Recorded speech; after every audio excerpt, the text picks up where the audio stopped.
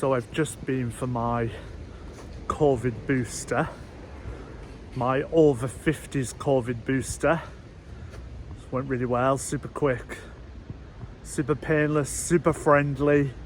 I would urge you, if you're eligible, to have yours, book an appointment. I had COVID last year and had zero symptoms, largely, in my opinion, due to being vaccinated, so well worth it now that cases are rising again and the temperature's dropping. Very happy to be boosted. Ooh, it's the most glorious day, if a little windy. I'm off to Battersea Power Station, which reopened this weekend, so I'm going to have a look and, well, go in there for the first time ever, which is really exciting and something I've been waiting for a while. Come with me. I was so excited to get a look finally in Battersea Power Station. It's a building I've loved as long as I've lived in London. It's an iconic South London landmark. It's laid empty for far too long.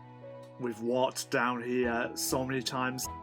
To finally step through the doors into this hugely historic building was great.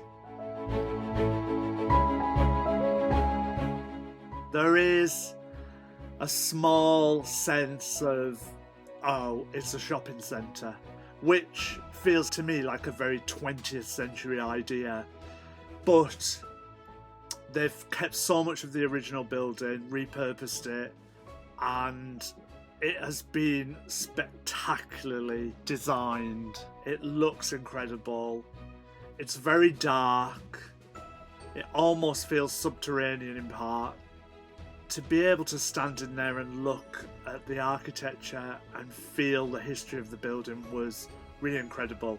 It's amazing that it's in South London. You just do not feel like you're in South London at all. South London, historically the poor relation to north of the river.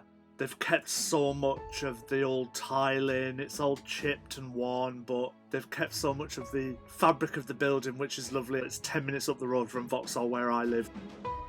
I think they need to think carefully about how they incorporate the community into the building, because, like I say, it is essentially a shopping centre, but it is a fabulous place to visit and just wander through. We literally went just for the architecture. Actually, that's not true. They've got the largest Zara in Europe, so we did actually go to Zara as well.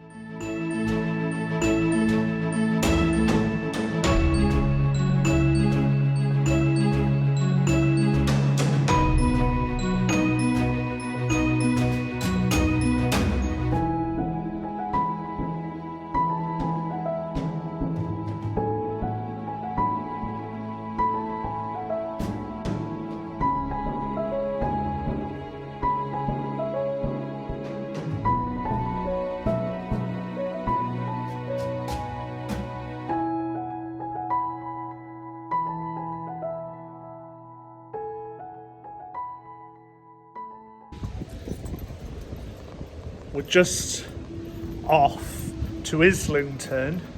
We're not sure exactly where, but we're going to see Stuart's brother, who's a bass player, and he's playing with a band tonight called Creature. Creature. Oh, it's so windy as well. So we're just off, to Islington, to somewhere in Islington to see a band.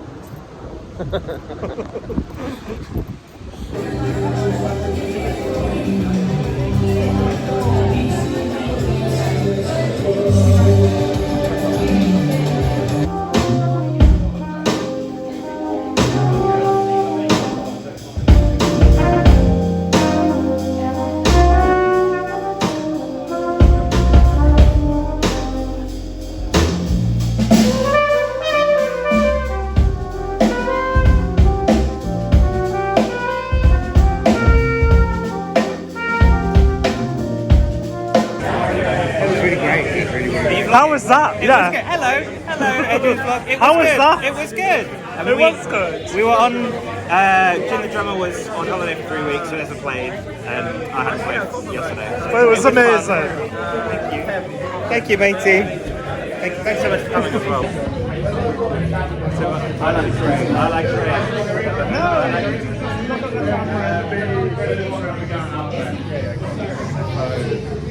Sorry, I got your just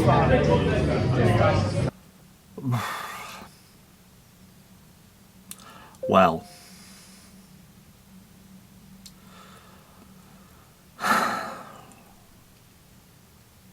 I let myself down last night with the amount of alcohol I drank. I've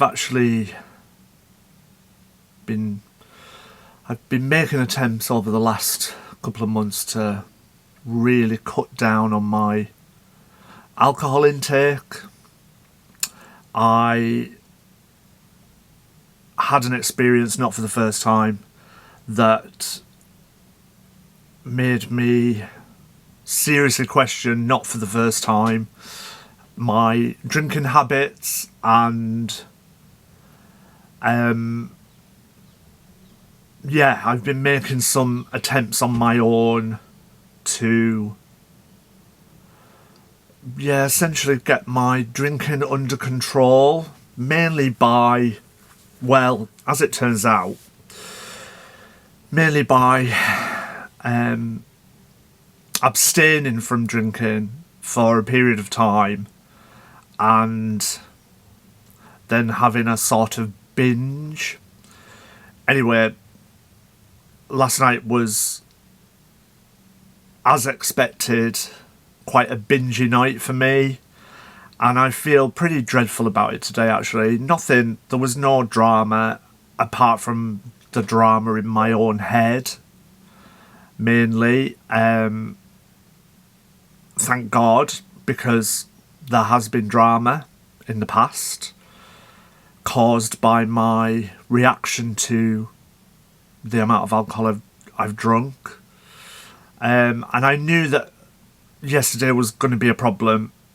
I wanted to go and support my boyfriend's brother's band and to spend some time with him and his parents and have a lovely night, but I didn't particularly want to drink alcohol, and it's on nobody else that I did or that I drank too much alcohol. It's absolutely on me. But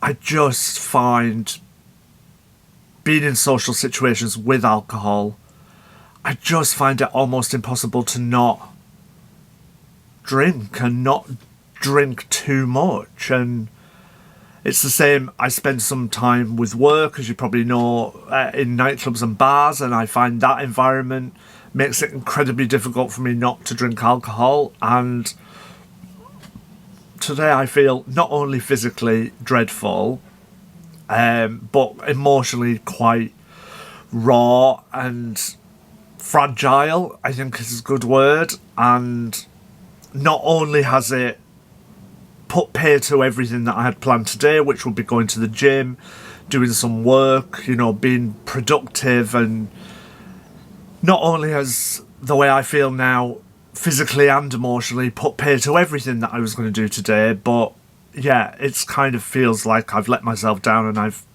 really set myself back on this journey to not sobriety, because I don't think I have an alcohol problem. I just have problems when I drink alcohol sometimes. Maybe that is one and the same thing, but I don't know why I'm telling you this. I don't know if I'm going to put this in my vlog this week, but I've really been struggling a little bit with filming for the vlog over the last few weeks because I want it to be authentic. I don't want it to be just me showing you lovely places and things that I do. I want it to be real, and this is probably about as real as it gets. And I've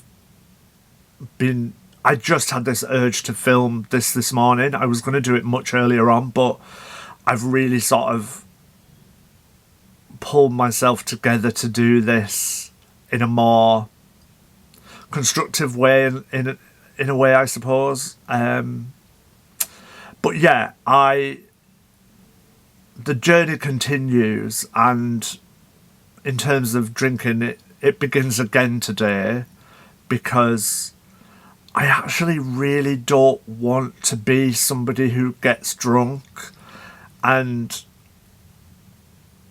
feels anger or has irrational behaviour. And yeah, I'm kind of becoming that person after too much alcohol, basically. I think I'm somebody who can have a couple of drinks and be fun. And I think I'm somebody who can sometimes have too many drinks and not be fun. And I think it's trying to find that balance if I'm not really feeling in a position where I want to give up alcohol completely. Although I feel so much better not drinking, and I've just had 5 days, 6 days where I haven't drunk, and I'm just more productive. I feel clearer headed. I feel less anxious. I feel like life is working when I'm in that position. And today I've sort of taken a step backwards, which I'm really annoyed at myself for, but I'm gonna try not to beat myself up too much about it, because it is just one of those things. It's a process, I guess. But yeah, I just wanted to kind of share a minute of that, just because that's part of my truth today, and it would be lovely just to film me gadding about doing something fun, but which I probably will do as well at some point this week. But yeah, there's a reality that I wanted to share, because I'm sure that, I know plenty of people that have similar issues around alcohol, and I think this is part of me kind of taking control of that again, and yeah, just being honest about it.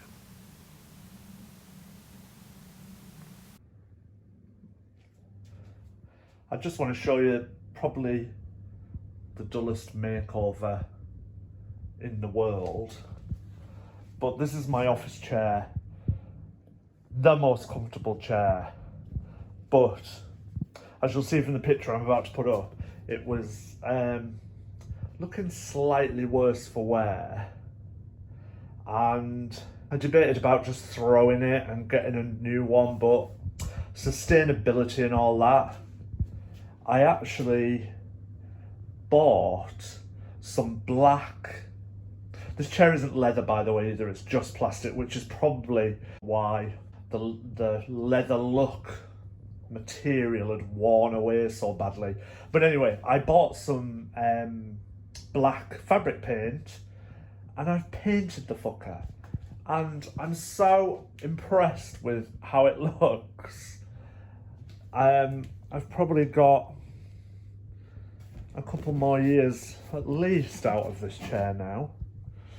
Sorry, this video is so rubbish, but I just wanted to show you because I'm quite proud of myself.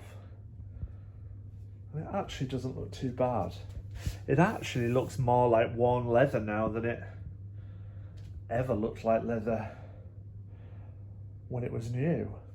So I pulled myself together to come out and meet my friend Matt, and I thought I'd just share my look with you today. I thought I was dressed for the weather. It was pouring down when I left, but it's actually got out really sunny. But anyway, today I'm wearing this rubber coat from Healy Hansen, New York t-shirt, trousers from All Saints, and these from ASOS, which are completely barmy, but I kind of love them. And my bag is from Tate, Andy Warhol, banana.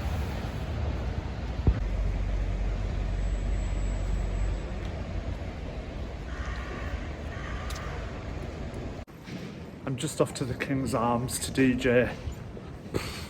I'm knackered today. I'm still recovering from that horrendous hangover on Wednesday, and I've been working today photographing somebody for the Evening Standard. I managed to have a little disco nap, but yeah, I'm really not 100% feeling this tonight, but I'm sure I will when I get there. It'll be fine. It's a filthy night. I've got a big coat on, but yeah, I think it'll be fine. I'm working tomorrow as well, so I am going to be good tonight and not drink alcohol, he says. But yeah, it's turned into quite a busy week. I might film a little bit tonight in the King's Arms, but I'm not sure how exciting it is watching me DJ, but we'll see what happens.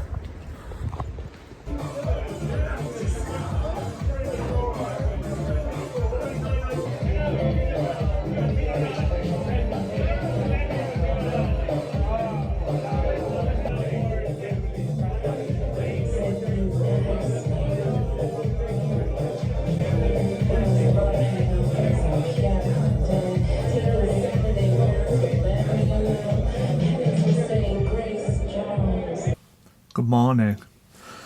Bit of a slow start this morning. I was at the King's Arms last night DJing. I didn't drink though. Well, I had 2 drinks actually.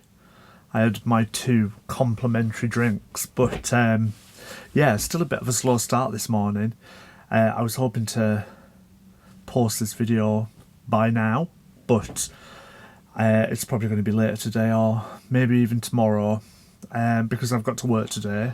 I'm going to Tooting Bet to shoot some portraits of a lady for Evening Standard Homes and Property. I guess it will be something to do with mortgages, because everything at Homes and Properties seems to be something to do with mortgages at the moment. But yeah, so it's the weekend. I was going to just tell you about this week's obsession, which is Scientology, and I've just got hold of this book by Mike Rinder, who was quite a prominent member of Scientology for pretty much most of his life, actually, for about 40 years. He joined the Sea Org, which is the kind of governing body, if you like, of Scientology when he was 18, and he signed a billion-year contract, which is partly the name of the book. He signed this contract with Scientology, which meant you were dedicating your life and any future lives to Scientology.